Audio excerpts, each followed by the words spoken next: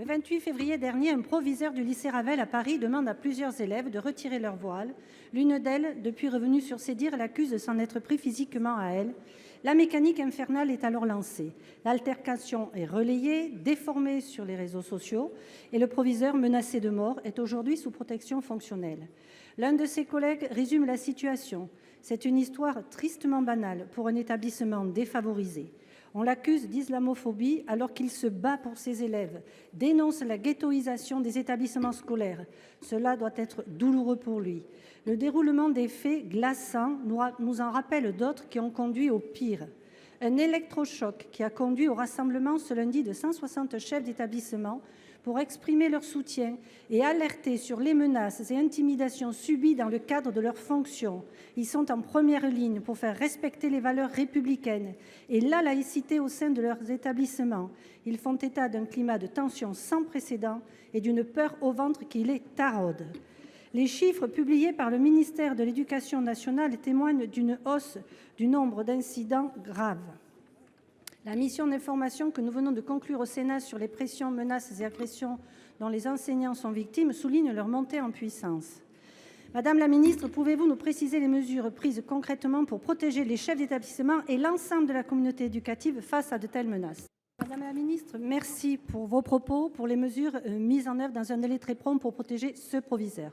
Maintenant, le gouvernement doit nous garantir qu'il en est de même pour tous les autres membres de la communauté éducative qui sont l'objet de menaces. Il nous faut assurer à tout prix la sécurité, notamment face à tous les obscurantismes religieux des membres de la communauté éducative. Il faut assurer leur sécurité parce qu'ils œuvrent au quotidien pour permettre à nos enfants de devenir des citoyennes et des citoyens éclairés. Et l'ensemble des sénateurs et sénatrices de mon groupe leur apporte un soutien plein et entier. Ma question s'adressait à Monsieur le ministre de l'Économie.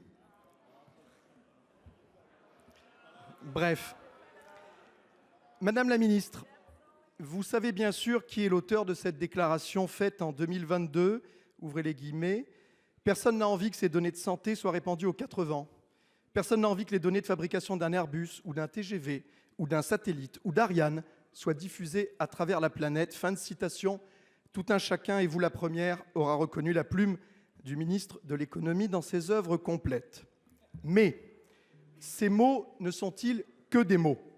Car il y a 3 semaines était publié un article du Canard enchaîné selon lequel EDF aurait confié la planification de la maintenance de ses centrales nucléaires à Amazon, oui, à un GAFAM, pour un contrat de 860 millions d'euros. Cette affaire est sérieuse et ne souffre ni caricature, ni légèreté. Madame la ministre, si cette information est fausse, pourquoi avoir attendu qu'une question soit posée à l'Assemblée nationale pour que votre collègue Lescure, ici absent, la démente du bout des lèvres ? Si elle n'est que partiellement fausse, veuillez nous indiquer avec précision dans quelle proportion. Périmètre du marché, montant, objet précis. Et si elle n'est que partiellement vraie, cela reste très grave. La représentation nationale veut maintenant des réponses précises, car l'unique actionnaire d'EDF, c'est nous, c'est l'État.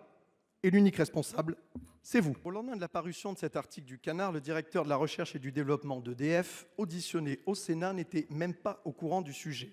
3 semaines plus tard, nous entretenons toujours le flou, même si vous nous avez un peu renseigné sur la question du périmètre et de la sensibilité des données. On ne sait toujours pas s'il s'agit d'une expérimentation et on ne sait toujours pas le montant. Car, comme le courant, le respect de la loyauté par l'allié américain peut aussi être très alternatif. Vous faites confiance à une entreprise états-unienne sans craindre l'abus d'extraterritorialité. Maintenant, il va falloir des actes. On ne badine pas avec la souveraineté. Et comme vous le savez, à Bercy, en dehors des actes, tout le reste, c'est de la littérature. La loi du 4 juillet 2001 relative à l'interruption volontaire de grossesse et à la contraception prévoit la tenue obligatoire de 3 séances d'éducation à la vie affective et sexuelle au cours d'une année scolaire.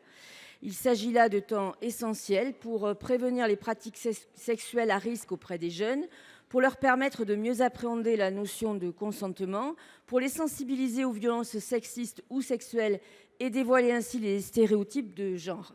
La délégation aux droits des femmes du Sénat est d'ailleurs unanime sur ce sujet, car c'est bien dès l'école que tout se joue. D'autant plus dans le contexte actuel où le Haut Conseil à l'égalité pointe une aggravation du sexisme chez les jeunes générations.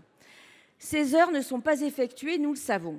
Et lorsque des établissements se décident à les mettre en place, ils se trouvent de plus en plus souvent sous le feu d'organisations soutenues la plupart du temps par la droite conservatrice et l'extrême droite, qui contestent par tous les moyens, mise en cause sur les réseaux sociaux, campagnes de désinformation, la tenue de ces heures dédiées.